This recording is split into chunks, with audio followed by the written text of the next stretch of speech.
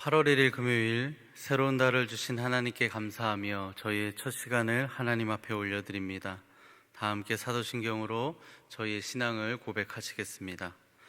전능하사 천지를 만드신 하나님 아버지를 내가 믿사오며 그 외아들 우리 주 예수 그리스도를 믿사오니 이는 성령으로 잉태하사 동정녀 마리아에게 나시고 본디오 빌라도에게 고난을 받으사 십자가에 못 박혀 죽으시고 장사한 지 사흘 만에 죽은 자 가운데서 다시 살아나시며 하늘에 오르사 전능하신 하나님 우편에 앉아 계시다가 저리로서 산자와 죽은 자를 심판하러 오시리라.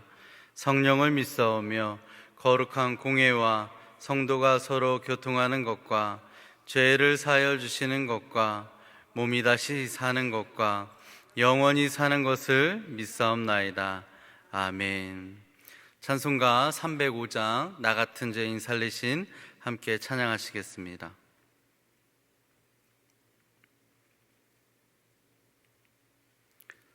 찬송가 305장입니다. 나 같은 죄인 살리신 주의 놀라워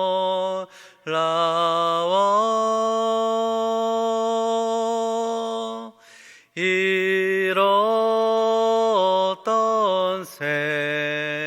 생명 찾았고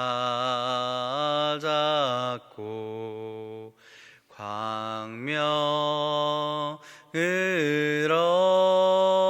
얻었네.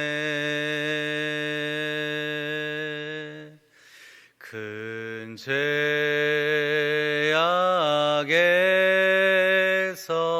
건지신 주의 고마워.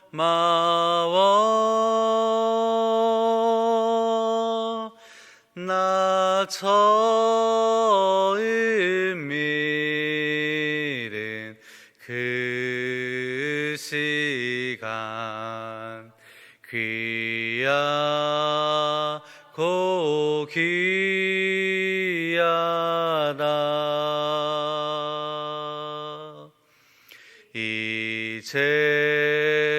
이제껏 내가 산 것도 주님의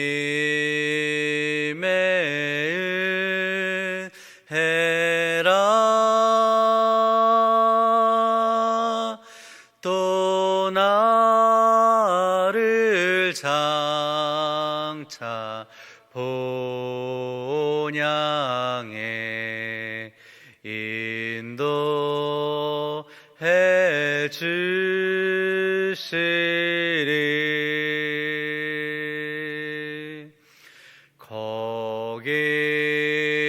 거기서 우리 영원히 주님의 은혜로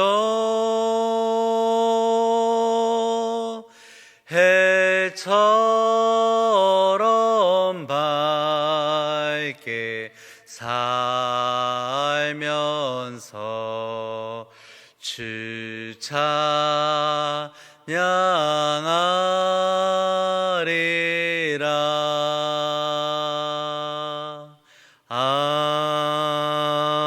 아멘.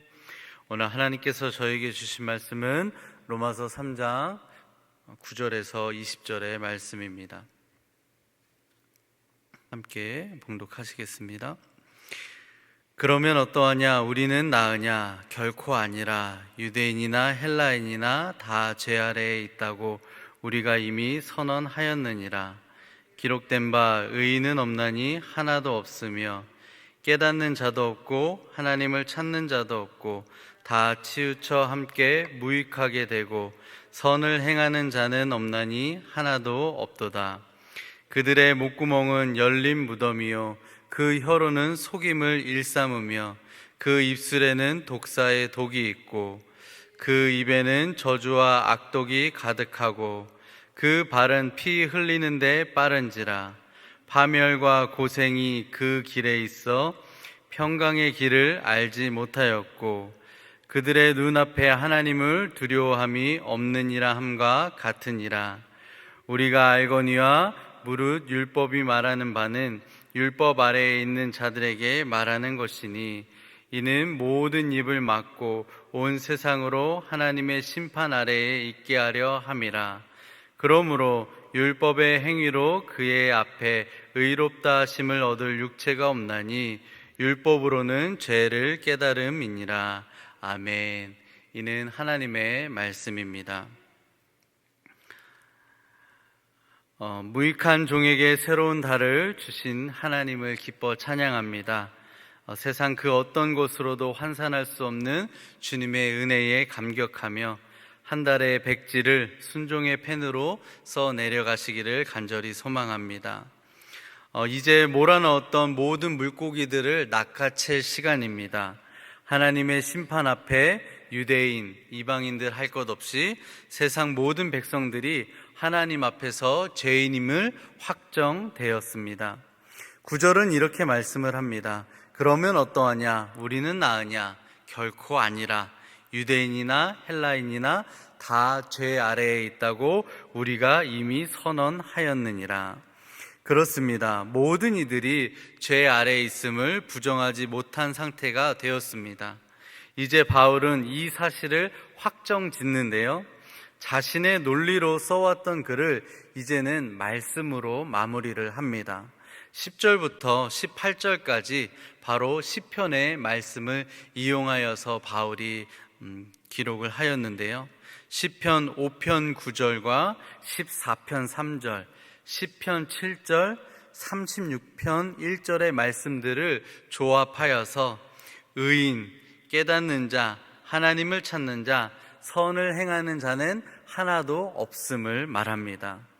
그들은 목구멍은 열린 무덤이요, 혀는 속임, 입술은 독사의 독, 입은 저주와 악독, 발은 피 흘리는데 빠르다며 신체를 인용했고요, 가는 길은 평강을 알지 못하는 파멸과 고생길이라고 이야기를 합니다.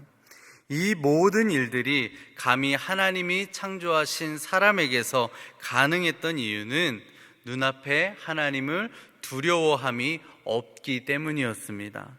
이 구절을 묵상하시면서 한 절 한 절의 말씀을 나 자신에게 적용해 보시기 바랍니다.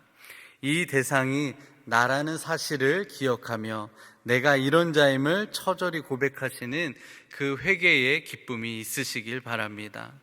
죽어야 산다라는 기독교의 놀라운 진리를 깨달으시는 복된 성도님들이 되시기를 소망합니다. 19절에서 20절까지는 율법을 주신 하나님의 마음을 대변하고 있는데요, 물론 하나님을 사랑하고 이웃을 사랑하기를 바라시는 마음으로 이스라엘 백성들에게 율법을 주셨습니다. 하지만 하나님은 우리의 모든 입을 막고 아무도 하나님의 심판을 피할 수 없음을 깨닫게 하시기 위하여 또한 율법을 주셨다라는 또 다른 면을 바울이 말하면서 율법의 양면성을 보게 됩니다. 하나님의 진리, 완전하신 말씀 아래에 벗어날 수 있는 사람, 율법을 온전히 성취할 수 있는 사람은 단 한 사람도 없는 것입니다. 스스로 하나님을 부인한다 할지라도 율법을 벗어날 수 없는 것입니다. 하나님께 속한 자는 이 세상에, 하나님께 속하지 않은 자는 이 세상에 없기 때문인 것이죠. 자기의 능력과 지혜로는 결코 율법을 온전하게 지킬 수 없기에 율법은 오직 죄를 깨닫게 하는 것입니다. 특별히 이 글을 보는 유대인들은 여기서 절망을 느꼈을 것입니다. 이방인 헬라인들보다 율법에 애착이 있고요, 모든 인생을 율법을 위해 살아간 자들이기 때문에 어쩔 수 없는 것입니다. 여러분들의 평생의 신앙생활이 헛되다고 말했을 때 우리도 동일하게 이 기분을 느끼게 될 것입니다. 율법을 대하는 그들의 자세와 열정, 충성은 누구도 따라갈 수 없다라는 것은 자명한 사실입니다. 다만 이제까지 이들은 율법으로 자신을 거룩하게 하려고 해왔습니다. 다 지켜서 하나님께 상급을 누리려고 했습니다. 그러나 유대인들은 자신을 스스로 가장 잘 알고 있었습니다. 이 많은 율법들을 지키는 것이 얼마나 인생을 고되게 살아가야 하는지를 말입니다. 나 자신도 다 지키지 못하면서 지키는 척 할 수밖에 없고, 많은 사람들을 정죄하여 자신의 권력과 명예, 재산을 채워왔습니다. 물론 율법으로 기뻐하는 자들도 있었지만 예수님이 이 땅에 오셔서 예수님을 통하여서 바라보았던 이들은 그렇지 않은 자들이 너무나도 많았습니다.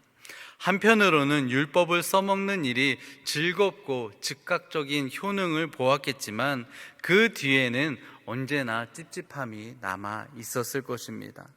아무리 도전을 해도 모든 율법대로 살지 못하는 나 자신의 본능과 싸우면서 차라리 이것을 외우던지 간직이라도 하자며 자신의 소유로 삼자며 자신들이 얼마나 율법에 대하여 정통이 나 있는지, 거룩을 사모하는 자들인지를 겉으로라도 모든 이들에게 자랑하고 싶었을 것입니다. 하지만 이 속내는 이 거룩한 율법 아래 거룩하지 못한 내가 있다라는 것을 깨달을 뿐입니다. 우리가 그리스도인으로서 살아가면서 하나님의 말씀대로 온전히 살아가지 못할 때 우리는 또한 이러한 괴로움과 딜레마를 겪게 될 것입니다. 솔직히 지금 바울은 로마 교인들을 비판하는 것이 아니라 그들을 비판하기보다는 우선적으로 자기 자신을 먼저 비판하고 있음을 볼 수 있습니다. 이것을 바울은 전제로 하고 있습니다.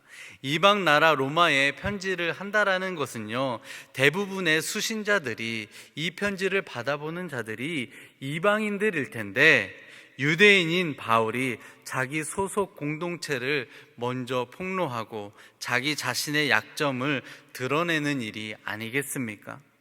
그럼에도 바울은 논리와 말다툼보다도 죄인에서 의인되게 하신 은혜를 자신의 신앙으로 먼저 고백하고 있는 것입니다. 평생을 율법으로 살아왔지만 난 결국 율법의 완성이신 예수 그리스도를 스스로 핍박해왔고 율법의 행위가 오히려 메시아를 죽였다라는 현실을 그가 자백하고 있습니다. 율법은 그들의 메시아가 아니라 죄를 깨닫는 수단이었던 것입니다. 자, 그렇다면 소망 없이 여기서 끝나게 되는 것일까요? 이제 이 긴 논리와 고백의 글의 마침표는 바울이 무엇으로 결론을 내게 될까요? 우리가 궁금할수록 주말 동안 앞으로 나눌 말씀들을 미리 묵상하면서 함께 더 큰 은혜를 누릴 줄 믿습니다. 그리고 다음 주에 우리가 이 본론에 대한 결론을 은혜로 함께 나누고자 합니다. 사랑하는 성도 여러분, 바울의 자백을 통하여 깨닫는 것은 나도 바울이라는 사실입니다. 사울이 되어서 예수님을 믿는 자들을 핍박하고 주님을 알지 못하면서 해왔던 그런 모든 행위들, 그런 죄악된 모습들이 우리에게 항상 전제가 되어 있다라는 사실을 기억했으면 좋겠습니다. 나도 유대인이고 나도 이방인입니다. 바울의 편지에 논박을 하고 싶어도 내세울 것이 하나 없는 연약한 죄인입니다.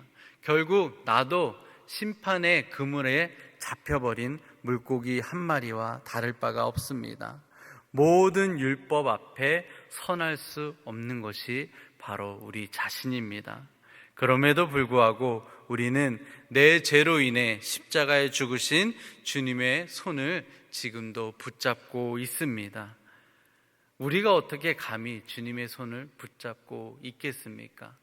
그러나 주님은 내게 친히 찾아오셔서 나의 손을 먼저 잡아주셨습니다.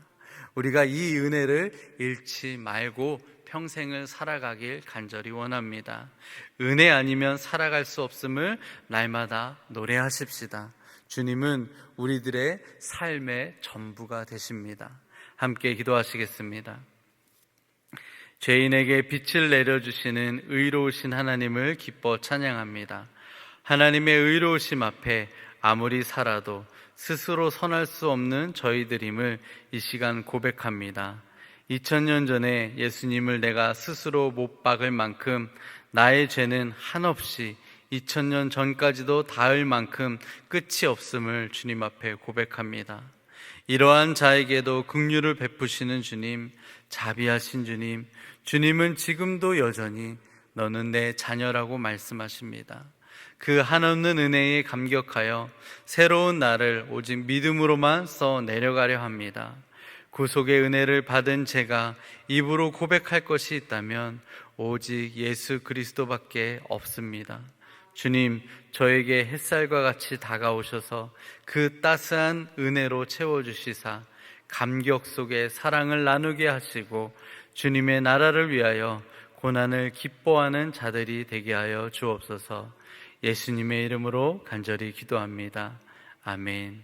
하늘에 계신 우리 아버지여, 이름이 거룩히 여김을 받으시오며 나라에 임하옵시며 뜻이 하늘에서 이룬 것 같이 땅에서도 이루어지이다. 오늘날 우리에게 일용할 양식을 주옵시고 우리가 우리에게 죄 지은 자를 사하여 준 것 같이 우리 죄를 사하여 주옵시고 우리를 시험에 들게 하지 마옵시고 다만 악에서 구하옵소서. 대개의 나라와 권세와 영광이 아버지께 영원히 있사옵나이다. 아멘.